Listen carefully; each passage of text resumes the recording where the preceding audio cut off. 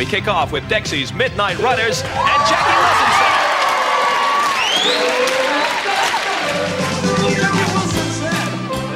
there. It's 1982, and I'm sitting in front of the telly when this comes on.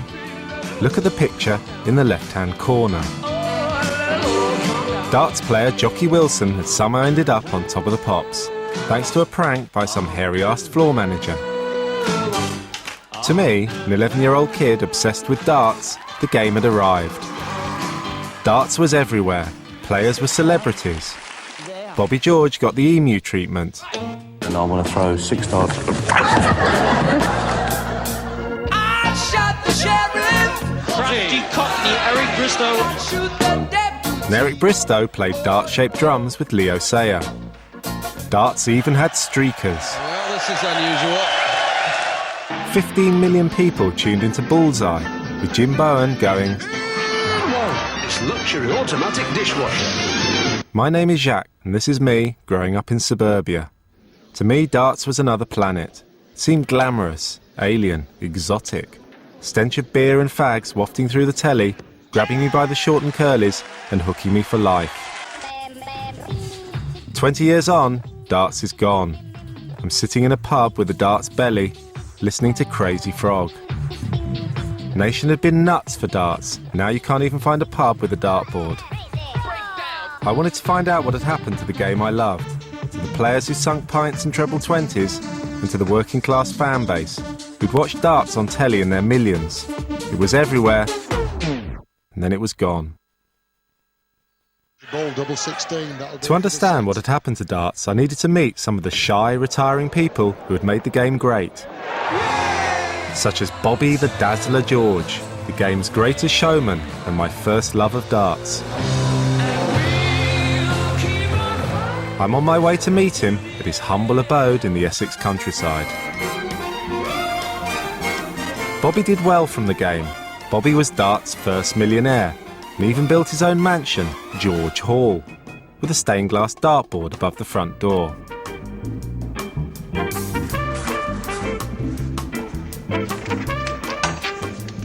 Welcome to George Hall. Most important place for a dart player. Have I got any wine here? I'll have a wine, you know. Hey? Sounds like we're having a piss, doesn't it?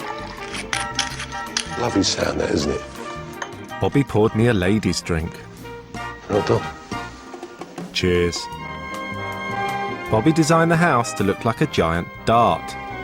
See, this room here is the shape of a flight. Downstairs is 2 rooms, shape of flights. Nuts, isn't I? Bobby has 18 bedrooms. Bedroom. It's another bedroom. Bedroom. And another bedroom. Another bedroom. Bedroom, another bedroom. This is another bedroom. Bedroom. This is a very small bedroom, this one.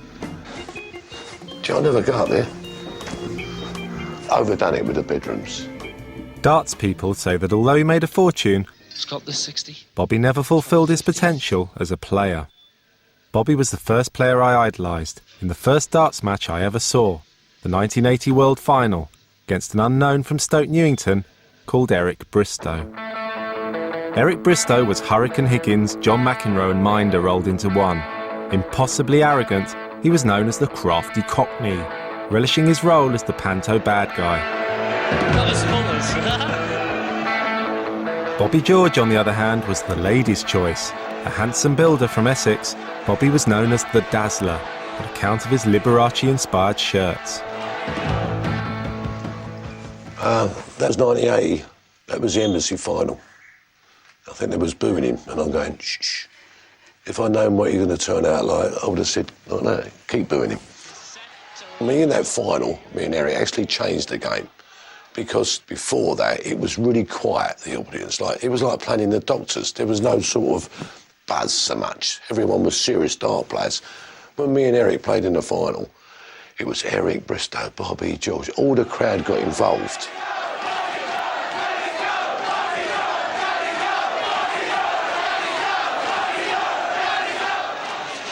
Best of order, please. Nice, awkward one. One. No, he busts. That says it all. Bobby could have won, but his nerve failed him at the crucial moment. Bristow stole it, and Bobby never really got over the defeat. One's double 10. Eric Bristow from Stoke Newington becomes the 1980 Embassy Professional Champion. I've known Eric for a long while. He just can't keep his mouth shut. You know, he just has to trap it off. I suppose that's why I'm rated #1 in the world and he's not, yeah. He just has to give it all that. A genuine word about Bobby George. He played magnificently tonight and he's really set the darts world alight in this past year. He's going to be the #2 of the future, yeah. I desperately wanted Bobby to win that final, and he let me down. And Bristow's words became weirdly prophetic, because Bobby never came out of Bristow's shadow. 3. I think he's all right, because I'm holding him. Bobby became a showman, playing darts against Emu. 5. Wasn't really what I considered a worthy adversary. When I first started, I took it serious, but I became more of an entertainer, to be honest with you, than a tournament player.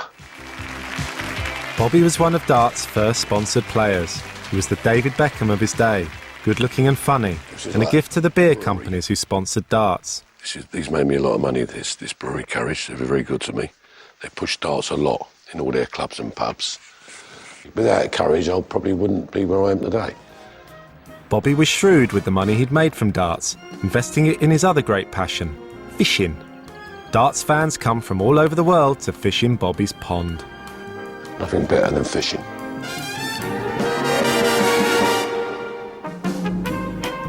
I'll get 3 bullseyes here if I'm lucky. Yes, get on that. Bloody hell. That's proper darts. That's probably the hardest thing to do on a dartboard. 3 bullseyes. I believe you. Yeah, I'm not even charged you for that, yeah. That's free, that was.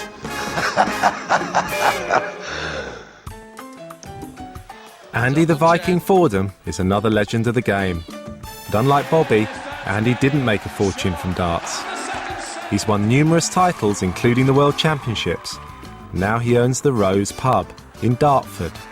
That's Dartford. I've been playing silly games. No more cameras. Tonight he's playing for pound coins with his mates. And I'm getting to meet a hero of mine for the first time. This is the first thing I won since the embassy on the Lakeside side. How much have you won, Andy? I've won about £16. And there's my £2 for the next game, okay? Last year, darts got to share Andy with the rest of the world when he appeared on Celebrity Fit Club, weighing in at a darts-tastic 30 stone. 30 stone and 8 pounds. Andy managed to walk a whole 100 metres. Come on, Andy, bring it home, big fella. And was rightfully applauded by his fellow celebrities. Because Andy is a legend in darts, his pub has become a shrine to Andy devotees, who travel from across Europe to pay homage. This bald-headed truck driver from Holland just pitched up, wanting to shake hands with the great man. Hello Andy, I'm William from Holland. You are one of the biggest men in Holland. Andy's hair, impossible to ignore, is long and voluptuous, a symbol of his virility and a sign that Andy is a darts alpha male. In ye olde ancient times, like, a really long time ago, darts developed out of target practice. The warrior instinct remains in darts to this day, which is basically just domesticated hunting, shorter, stubbier spears. Andy is not just a hunter publican, he's also a darts sex symbol. It's quite frightening sometimes because they just sort of sit there and stare at you. A number of ladies' teams play at Andy's pub, hoping for a glimpse of the Viking. Thankfully, there's plenty of Andy for everyone. Hayley, why don't you go 2 double it? Go your own way. Shut your hole.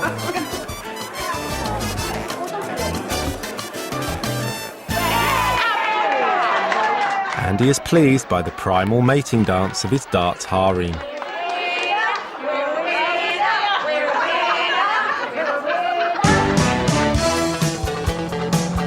really meant to stop along here. I'll just put my hand up and tell you to stop and we'll stop, OK? This is Steve Magnum P.I. Beaton, another titan of darts that I worshipped. Another world champion, now a driving instructor in Warwickshire. Stop. Steve was known as Magnum P.I. due to his uncanny resemblance to Tom Selleck. You do look a bit like Tom Selleck, though. This is the man, Steve Beaton. Steve used to have a big, fat 80s mullet, but his wife Nanette made him cut it off at Christmas because it wasn't very modern. How many trophies have you got in here? I don't know. The wife cleans them and everything, so I don't know, it must be 1,000. It's a load, isn't there?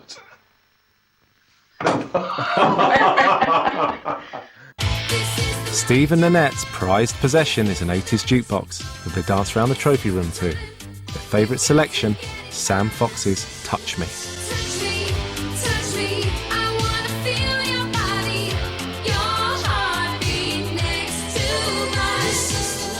Steve Magnum P.I. is also known as the Adonis, or the Housewife's Choice. His hand is the most famous in darts, appearing every year in the title sequence of the World Championships. The year the BBC filmed his hand grabbing the trophy, he actually won it.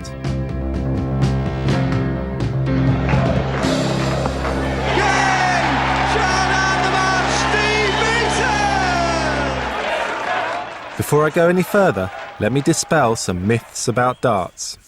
1. All darts players are fat slobs who should lose weight. Darts players are fat for a reason. The belly centres a player, like a ballerina, and the ballast of a huge gut provides a throwing arm with a steady and solid foundation. 2. Darts players are uneducated thickos. Are these thickos? Well, yeah, but the point is, darts is far from thick. Each player must work out the myriad mathematical permutations of a throw, working down from 501 to 0, finishing on a double or a bullseye. In the heat of a game, these permutations are worked out quicker than Stephen Hawking with the brakes off down a really steep hill. 3. Darts is boring. Darts is not boring. No, the M25 is boring. Jermaine Greer, boring. Gastropubs, boring. Pete Doherty, very boring. Even things people think are interesting, such as S&M sex and bungee jumping, are in fact far more boring than darts. Yes! Darts is one thing that's almost unbearably riveting. You cannot take your eyes off it. I've been told if you want to make it in this game, gotta have the luck, you gotta have the look. Darts requires the same steely purpose as boxing. The poise, speed and accuracy of a throw, same as that of a killer punch. The first darts superstar was Joe Hitchcock, a dapper Edwardian-looking gent with a disturbing likeness to Lord Lucan. Hitchcock was the original darts showman. In the 50s, he took to the road with his travelling circus of darts tricks. Hitchcock learned his trade in the war, when every soldier was given a set of darts. British servicemen became darts ambassadors, taking the game to every corner of the globe. By the late 50s, darts was cool. Girls from London's Windmill Theatre, playing a man who'd somehow got onto the roof and was intimidating them with his oral technique. What's new, pussycat? Tom Jones and Engelbert Humperdinck had a bet. They'd decide the ownership of a 3,000-acre ranch on the throw of a single dart. Tom won. Muhammad Ali came to England to play a game of darts against world champion Welsh wizard Alan Evans. Ali won, declaring himself inevitably the greatest. You watched a miracle. 60s soul legend Marvin Gaye took time out from being a genius and snorting truckloads of coke to visit Planet Darts.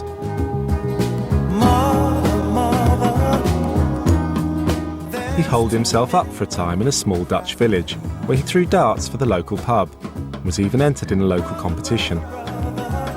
Gaye described it as the happiest time of his life, which ended when he returned to LA and was shot by his dad.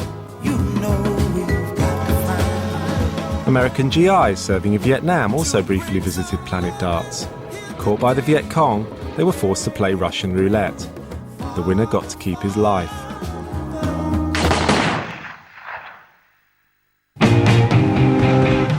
By the late 60s, darts was played across the globe. They had no organisation to coordinate the game. One man was to change all that, a tile fitter from Muswell Hill. Does it go down your leg? Right side of the colour, isn't it? His HQ was this small shop next door to his tile centre. Ollie Croft was the hub around which the global darts empire was built. With wife Lorna, they formed the British Darts Organisation, or BDO. The BDO changed a mundane activity on a par with gardening or crochet into a competitive sport, with the BDO network of regional leagues replicated across the globe. There isn't a minute that goes by throughout the world and there's someone from our membership is not playing darts. Right, so what you're saying is that given time zones, anywhere in the world, someone's playing darts? One of our members is playing darts, yeah. Wow. Playing darts. Ollie wanted a competition to create a gold standard of darting excellence. That competition is the British Darts Organisation World Championships. Absolutely anyone can have a go at qualifying, leaving it open to a bewilderingly random selection of darts nuts. This is the Mecca. You have to be here. This is the Wembley of darts. This is Justin Irwin, who's beginning the long road to qualifying for the World Championships. Like me, Justin has been obsessed with darts since he was a kid. Well, my early sort of darts memory is in the early 80s is Keith Deller winning the World Championships, which is when he beat Bristow and he beat Jockey Wilson and he beat John Lowe. And I remember he was a nobody, he was a young bloke, and he just came in and sort of stormed it. And it was a fantastic sporting moment, and everybody I knew watched it. The whole country seemed to be, massive into darts and watched it. But unlike me, he's undergone a darts-related midlife crisis. Justin ran a national charity, Childline, but he's jacked in his job in order to give himself a chance of qualifying for the World Darts Championships. It's madness, isn't it? So, I mean, just to get this straight, since you've jacked in your job, you've been at home, getting up, playing darts, and that's it. How do you feel about that day in, day out? To be honest, I absolutely love it. If I get up, I start playing darts by about 9:30, play for 2 or 3 hours in the morning, go and meet someone for lunch, and then come back and play 3 or 4 hours in the afternoon. I mean, it's absolutely brilliant. You couldn't really think of a better life. It's 1:15 a.m. on a Tuesday night at the Inland Revenue offices, East Kilbride. And Ross Montgomery has done what Justin dreams of. Yesterday he qualified for the World Darts Championships, and tonight he's celebrating with his teammates from the Inland Revenue Social Club. It's a double celebration for Ross, because earlier in the evening, the Inland Revenue Social Club beat the Rotherglen Glencairn darts team, who were all short but looked quite hard.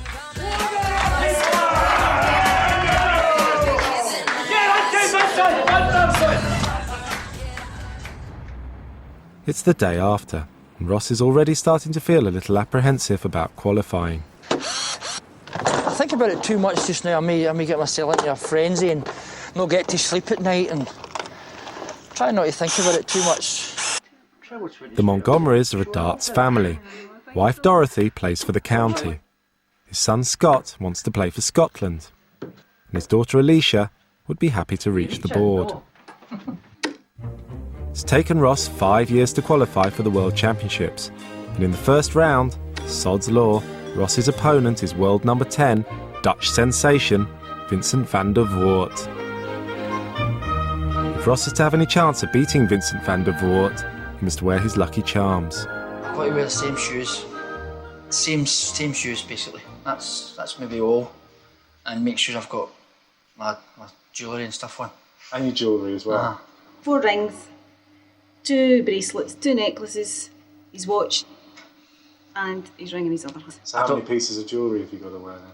7, 8, 9, 10. 10 pieces. So just the 10 pieces of jewellery and the shoes? Yes, that's basically it, aye. Every darts player needs a stage name, like the Viking or the Crafty Cockney. Ross has decided to call himself the Boss, because it rhymes with Ross, as in Ross the Boss. Salad. In the kitchen, me, Ross and Dorothy discussing what music he should come out to when he plays.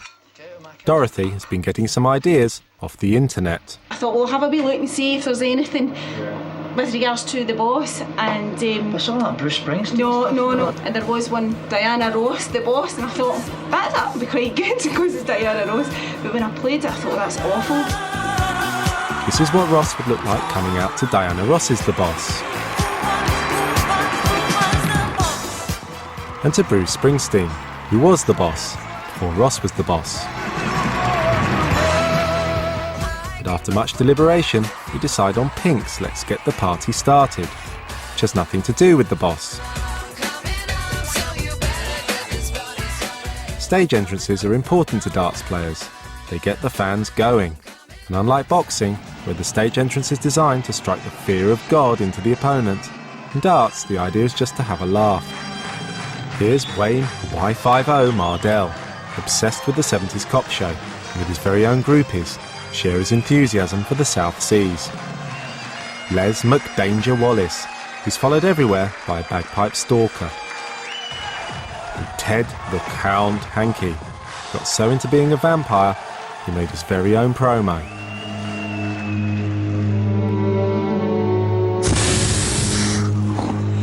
It's time for another victim. Each darts player's image is as fantastical as the next, and darts is a passion that transcends the mere supporting of one player. The thing is to be at one with darts, to attain a state of dartly otherness. 15 miles from Felixstowe, in a back garden of a cul-de-sac, darts has its Ark of the Covenant.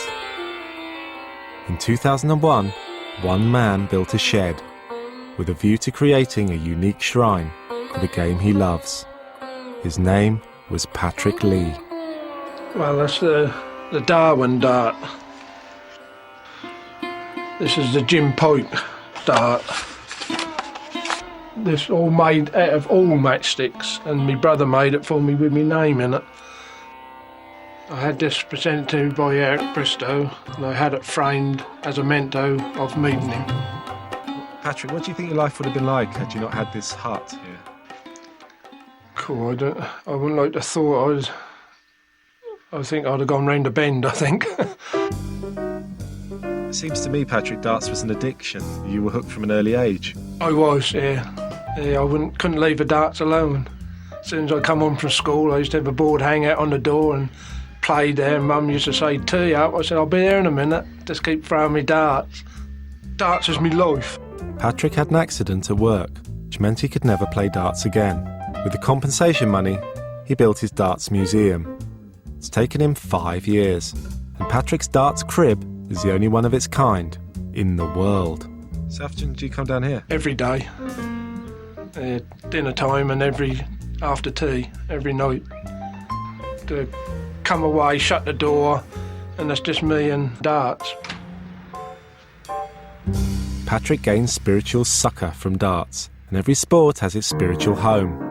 Football has Wembley, cricket has Lords, and for darts it's Lakeside, Frimley Green, Surrey, where the World Championships are held. The man behind Lakeside is self-made millionaire Bob Potter. They can do both. They can do both. But you should have got a photograph of him here. They've got a photograph in here, so you clear everything up. Mr. Potter? Hello, I'm Jack. Hello. It's nice to meet you.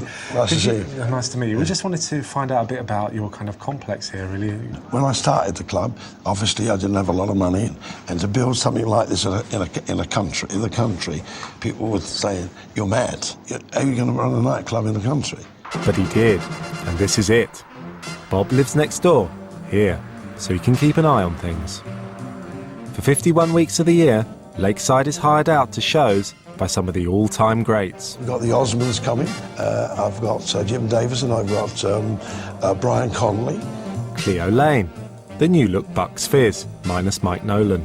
An African drumming extravaganza called Yoruba, with a kind of buffet attached. You have to keep with the times. We've got a bowling alley, very successful. I do early breakfasts. We've done snooker here, we've done boxing here, we've done wrestling here. We do Indian weddings. We've done 28 last year. But for 1 week of the year, it's darts time. This is very much your vision, isn't it? It's Yeah. Bob Potter's Lakeside. That's right, isn't it? yeah. Potter's greatest claim to fame, however, was to be the apparent inspiration for Phoenix Nights, in which Peter Kay plays an ageing owner of a failing nightclub with delusions of grandeur called Brian Potter. Hey, Brian Potter. What happened to your legs? What happened to your head? People kept saying this guy was doing me, and because he'd worked here a lot of times as a support. And then somebody gave me the film, and I went home and played it at 2 o'clock in the morning. I'll play this film that they were talking about, and the guy was doing me. And he called it, I'm Bob Potter, and he called me Fred Potter. What was it? He called you Brian. Then he called me Potter. He's called Potter, yeah. He's called Potter, yeah. And we had looked at the film, and it was all my sayings and everything I do. People don't matter what they drink. It doesn't care. It's just the facilities. It's the surroundings, and they'll have it all here, all under one roof. God, the guy's pinched for script. But you're not in a wheelchair. Not yet. The parallels do seem uncanny. In Phoenix Nights, Brian Potter's nightclub burns down after a mysterious fire. That's my club, that's my fire, that! And guess what happened to Lakeside? Now, when I had the fire, we lost something like £2 million overnight. It's true. We weren't insured. Did you not feel like jacking it in? Oh, no. Something drives you on. You can't be beat, can you? Bob is eternally grateful to the game of darts because it helped him raise Lakeside from the ashes. I got Bob to walk around the venue, so we got some shots of him looking like he owned the place, which he does. Mr. Potter, if you could just check, without talking to me, just as if you're checking the walking up and down, and we'll just shoot you. Yes, that's right. Yeah, just as if you're looking, as if you were checking the tables or something. I was so in awe of having met the real Bob Potter, wasn't sure quite what to ask him to do. He wasn't quite sure either. You can walk down to the stage if you want, Mr. Potter. You can film. Bob Potter loves darts and darts people almost as much as he loves Engelbert Humperdinck. Back in the late 70s, Bob Potter's friend, Ollie Croft, remember him, Muswell Hill's overlord of darts, turned the World Championships into a TV phenomenon. The World Championships were shown on the BBC for the first time. Darts was at the height of its powers. It was prime-time TV entertainment, watched by millions of working-class people across Britain. The working class itself seemed to be on the cusp of power, the unions holding the government to ransom. To a middle-class child like myself, brought up in a nice, leafy suburb, this looked glamorous and exciting and dangerous, all at the same time. The height of proletarian virility. TV people couldn't ignore darts anymore. So guess what they did? Came up with a format for it. Hence Pro Celebrity Darts, hosted by Fred Dinage. How? With guests Charlie Williams, drunken newsreader Reginald Bosanquet, some bloke who looked like a fat version of David Walliams from Little Britain, and Carry On's Liz Fraser, with hair by Myra Hindley. Even BBC Sport went a bit arty with their darts coverage. This is Leighton Rees, pretending to be David Carradine in Kung Fu. A little bit grasshopper, a little bit zen. Each time a darts player throws a dart, he's not actually just throwing a dart. He's seeking a platonic ideal of perfection, the perfect arc. If he throws this perfect dart 9 times in a row, he attains the holy grail of darts, the 9-dart finish. Some people refer to it as a state of flow. Other people say, in the zone. It's that state of mind you get in where you're actually performing with a sort of super confidence. It's like everything you try and do comes off. To attain a 9-dart finish, the ultimate in darts, you must score 501 points with just 9 darts. There are different ways of doing it, but this is the classic 9-dart finish. Your first 3 darts must all be treble 20s. 180! The maximum. Your next 3 darts must all be treble 20s. He can indeed. This leaves 141 points to score.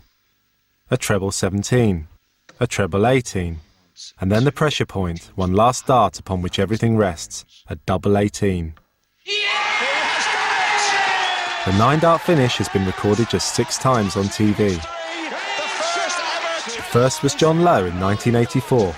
Lowe was known as Stoneface on account of his mad, over-the-top celebrations. 6 years later, Paul Lim threw a perfect 9-dart 501 at the World Championships.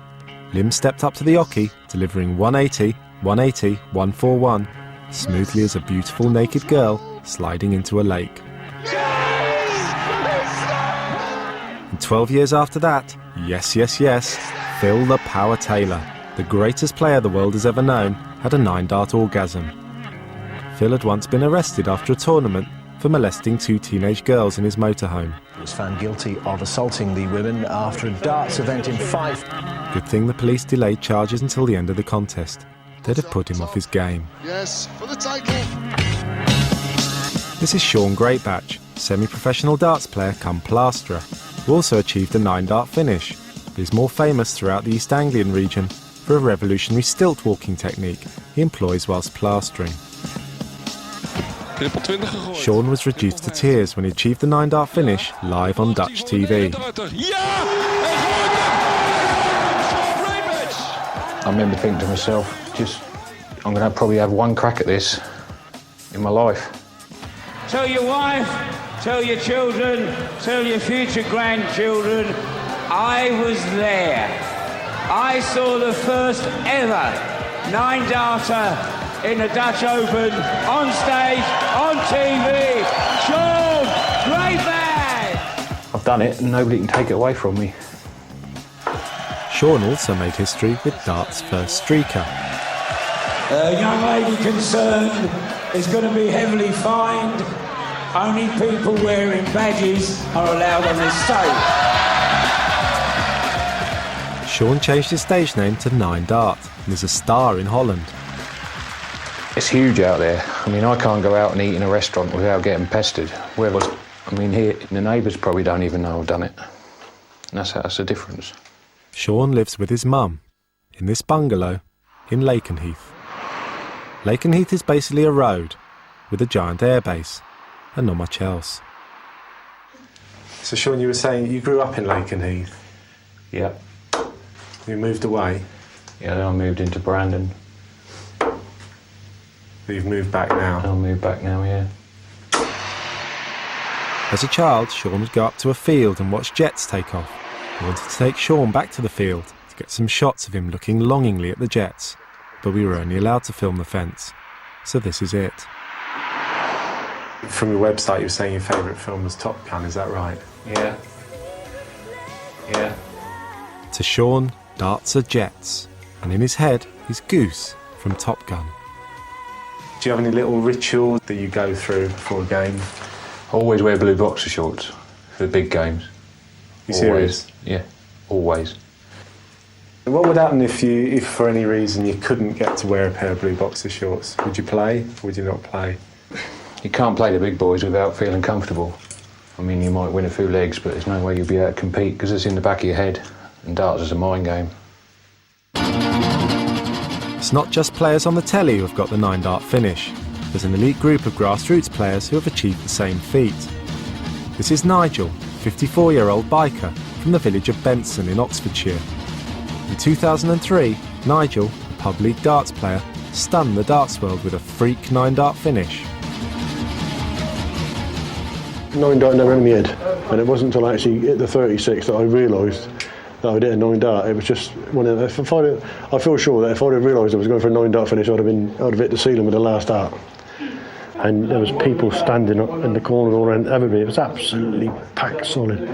Yeah. After Nigel got the 9-dart finish, several people tried to start fights with him in pubs. You always get the odd one, don't you? And the man comes up and says, "Oh, well," I said, "but I don't care." I said, "I've done it and you ain't, so get on your bike, you know." That's what you call a dart. Nigel is the linchpin of the darts underground. His furious passion for grassroots darts, famous throughout the county. No, he's not coming actually because his wife's not very well. You're picking me up, ain't you? In Benson, where he lives, there used to be 10 pubs with darts teams. Of the 10 pubs, 8 have closed, and the others have ripped out the dartboards and brought in chefs and heated patios. Nigel has a theory for who's responsible. Yuppies. Right or wrong word, I don't know. Yuppies. Fat wallet people, not me. Pubs provided the focal point for the community. Oh, Mick. How are you, boy? And now there's no pubs, there's no community. Just gravel drives with BMWs in them. Of the 10 pubs that closed, most are now commuter homes for Londoners. There was a dartboard behind that window there, and there was a dartboard in this end of the pub, and everybody liked coming here because it was a nice oldie-worldy pub. This was the Farmer's Man. It was a good little pub. There was obviously people in there, but they hadn't been there for a while because the old yellow pages are still outside now. So now, if Nigel wants to play a game of darts, he has to get on his bike and travel 9 miles to his nearest darting pub. So you're not a born-again biker? No, I've been there all the time. Been on it all the time, yeah.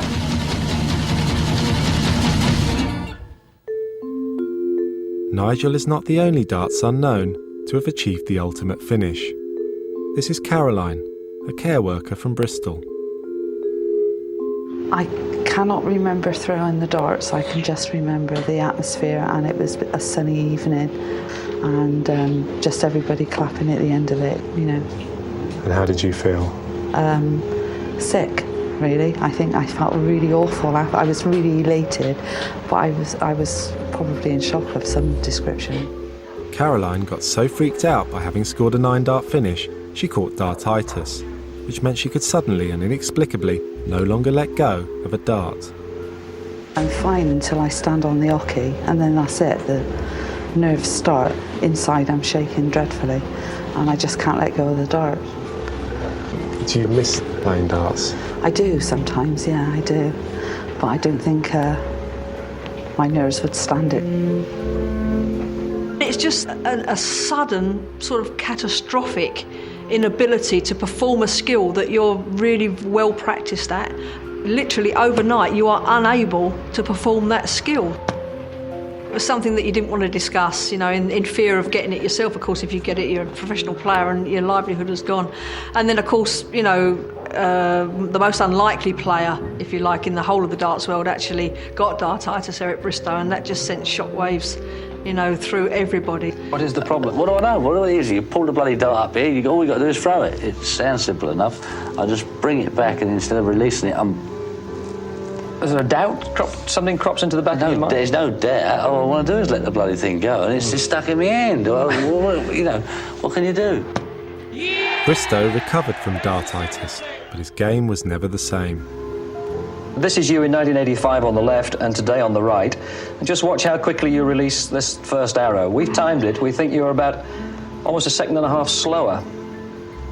There it's gone the first time in 1985. 87 it goes there. Yeah, that's right, yeah. Dartitis is the great fear that no player dare contemplate before a big match. This is Ross, hours before he's due to make his debut at the World Championships at Lakeside. He's decided to sit down in his room, try to block out all outside distractions, which is why we've barged in and asked him some stupid questions. So who's the card from, Ross? It's from all the players in the East Renfrewshire Thursday Night Premier League. Good luck, Ross, all the way. Boss man. Go on, big ears. I'll read that one out. Ross is wearing his lucky jewellery, all 10 pieces. Don't get gubbed too much, Stevie. Congratulations, all the best. Nice, very nice. I arrived on Friday evening, just before 5 o'clock. Just trying to get used to the atmosphere and the feeling of the place, but it's different. I've never experienced it before. As soon as the matches start, the atmosphere just gets electric. Round the back at the players' lounges, the players tend to keep to themselves, quiet on the boards, just doing their own thing. But when the crowd start, and it's a real strange feeling. Outside, the fans are gathering, but rather ominously, most of them seem to be Dutch.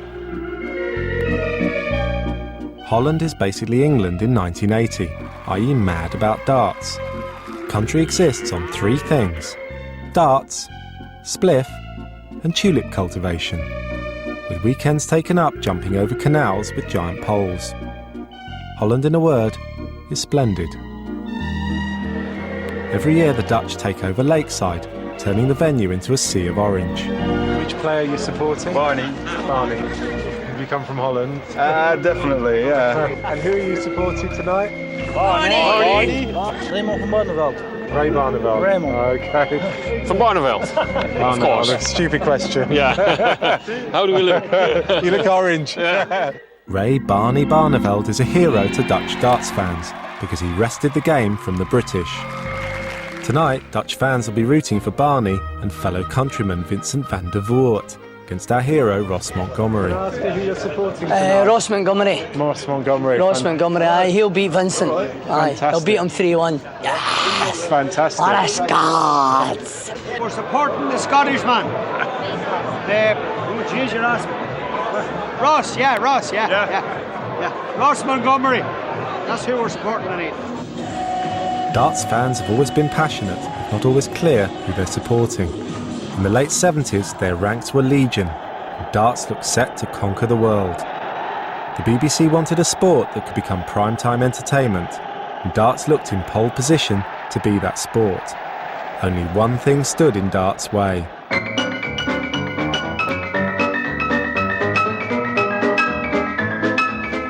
On the cusp of the 80s, snooker was muscling in on darts' patch, putting bums on seats, and middle-class bums at that. Welcome to Top Black 83. Boxing promoter Barry Hearn was investing a fortune modernising its image. A new governor had taken over, and the boozy, overweight image of darts looked out of step with the new times. Snooker was suddenly everything darts wasn't. It was cleaner cut, more professional, more moneyed, more middle class, more 80s. Snooker had become a broadcaster-friendly modern sport, and darts hadn't. Darts' fall from grace was swift, the knockout punch, single sketch on Not the 9 o'clock news. Game on. So it's Fat Belly to go first. And it's a good start. Double vodka. Single pint.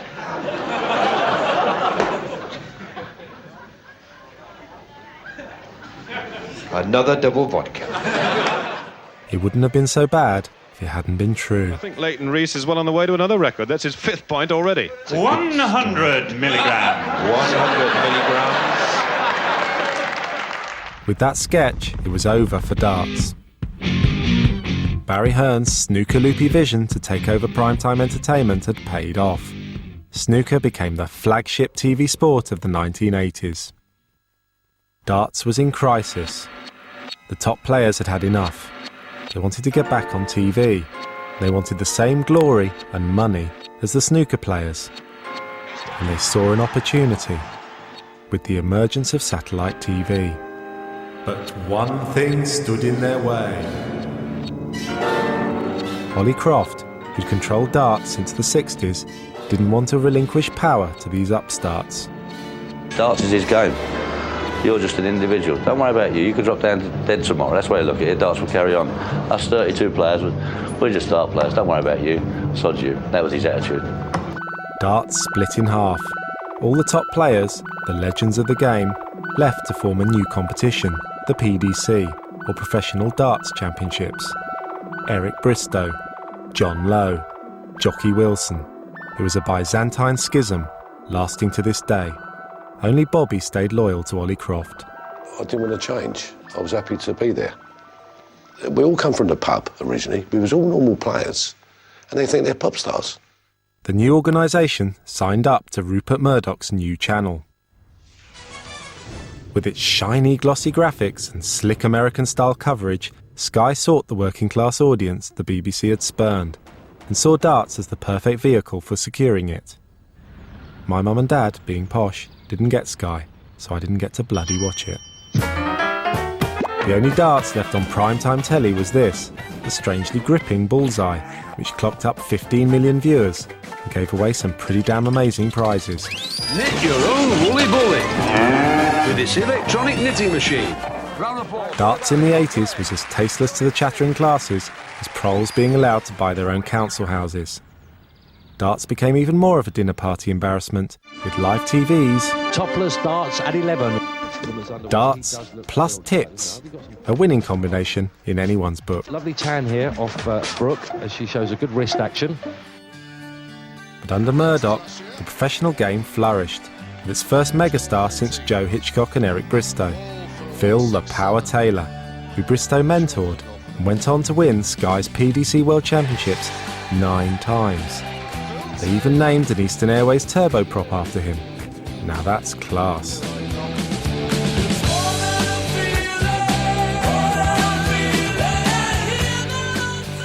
I've come back to meet Justin Irwin, who we met at the beginning of the film. He gave up his job in order to become a darts player. I wasn't sure whether he'd managed to qualify for Lakeside or not, but given he was sitting behind a desk, I presumed not. Justin, hi. How are you? Nice to see you. How's things? I've seen you for a while. Well, here we are, you're back in an office. And what are you doing back here? I got to about August of last year, and I was just so broke and in so much debt that I had to take a job. I'm still playing. You're still playing? Brilliant. Yeah, I just needed to get some other income as well. My bank manager wasn't very happy. In his office, he has a plastic dartboard, secret Santa gift from his colleagues. There was something sort of fantastic about seeing Justin, unable to let go of his darts ambition. That's my phone. Sorry. That's all right. That's a darts call. I shouldn't take it away. Because it's just chucking some spikes at a board, anyone thinks they can do it. But the truth is, anyone can't do it. Darts is a merciless game. As the saying goes, anyone can pick up darts, doesn't mean they can throw them. Hey. Ladies and gentlemen, let's play darts! We're backstage and it's a quarter of an hour before Ross is to play his opening game at Lakeside. Hi there. How you doing, all right? Just ask me how you're feeling. How you feeling now? Yeah, but just try and deal with it and just go up there and do my best. Yeah, you'll be fine, you'll be fine. But I was worried Ross wasn't going to be fine. He was smoking about 5 fags simultaneously, and Vincent van der Voort, his opponent, looked really mean. Anyway, I had problems of my own. I'd been warned that we weren't going to be able to film the match because we'd get in the way. Got the floor manager, called Dave, who used to work on Bruce Forsyth's Generation game, to try and have a word with the director. He didn't seem that interested. It was quite exciting backstage. There were lots of famous darts people. That's Frances Honsala. I wonder if she wears the same underwear for every match, like Trina Gulliver does. Bloody hell, it's Bobby George. He's pretending he doesn't know me. What about our sherry together? There's Ollie. Oh, cheers. It was like a party where you only know one person, so I went to talk to him. Besides, I was feeling quite protective towards Ross. And you've got all your jewellery on? Yeah, I've got it all on, aye. Good. And the shoes on as well. Excellent, the lucky shoes. I sounded like his mum. For some reason, probably because it was the most important moment of his life, Ross didn't really want to talk. We'll do some chatting later on. But I was really hyped up now, nowhere to put my fizzing energy, so I thought I'd try out Vincent. Vincent, excuse me, can I have a few words with you? Or is it not a good time? The bloody Dutchman didn't want to talk either. My wife had warned me not to make a tit of myself, but bollocks to that. Ross sees me coming. Ross, I need to tell you something important. I think I psyched him out of there. Oh, good. Thank you very much. Yeah. If he doesn't know you, he probably won't speak to you. It probably doesn't mean any harm, but just get a box. I did my bit. Just get a box of Kleenex for him when he comes off. There were 2 minutes to go, and Ross did what any man does before embarking on a long and uncertain journey. He went to the toilet. Meanwhile, 2 ushers in red coats were testing out the big psychedelic entrance. World number 1, fellow Dutchman Ray Barney Barneveld, gives Vincent some last-minute advice. Kick him in the nuts. Are you ready?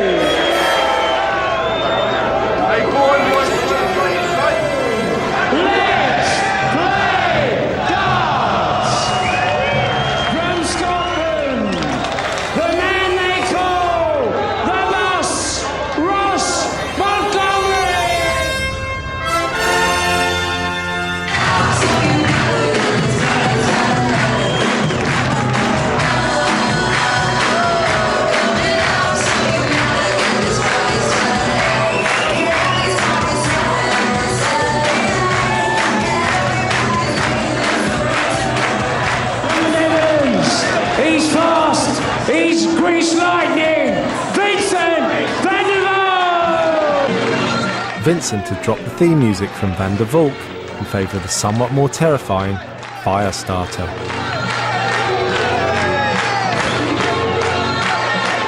If I was Ross now, I'd be cacking myself.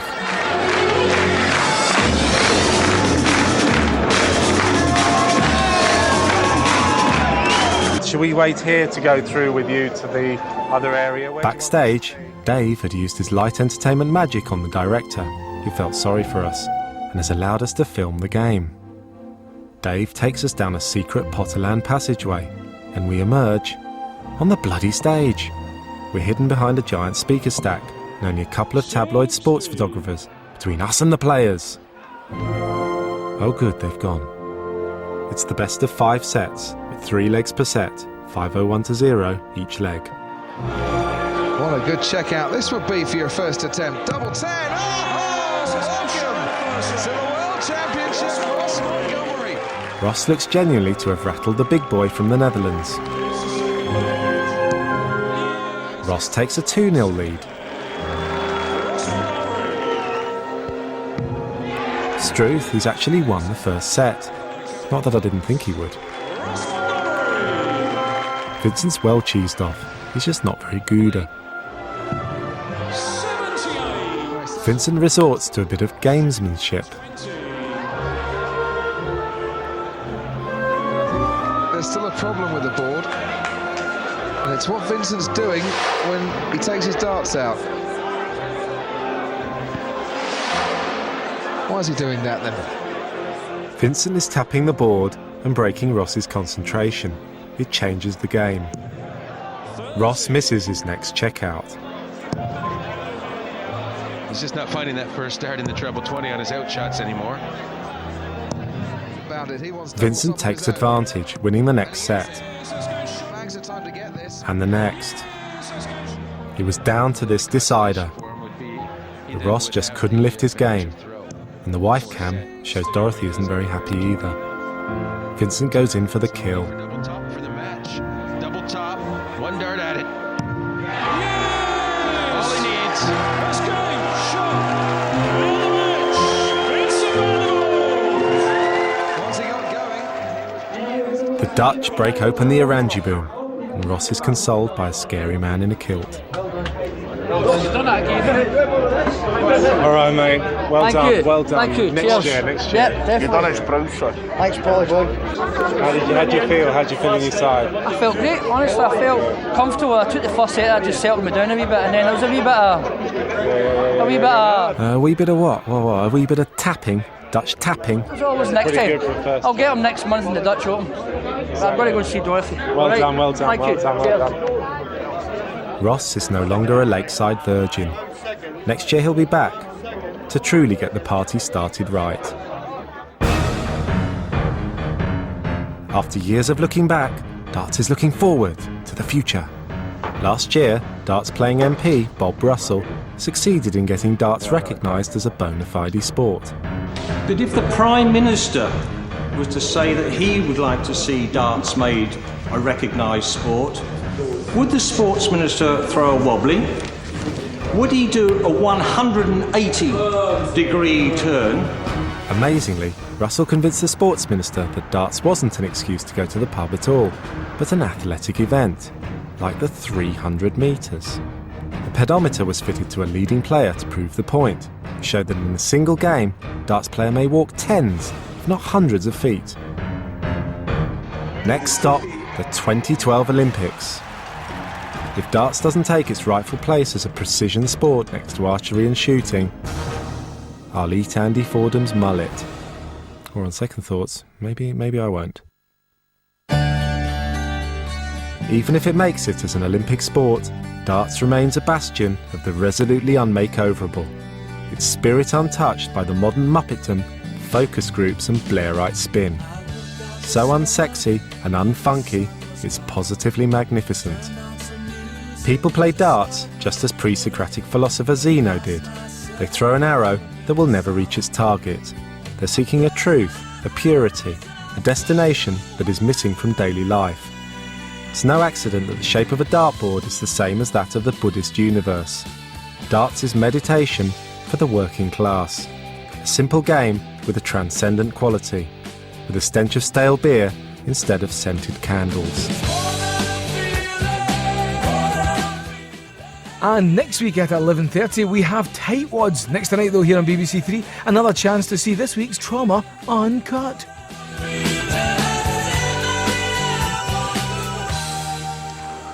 Well, may the darts be with you.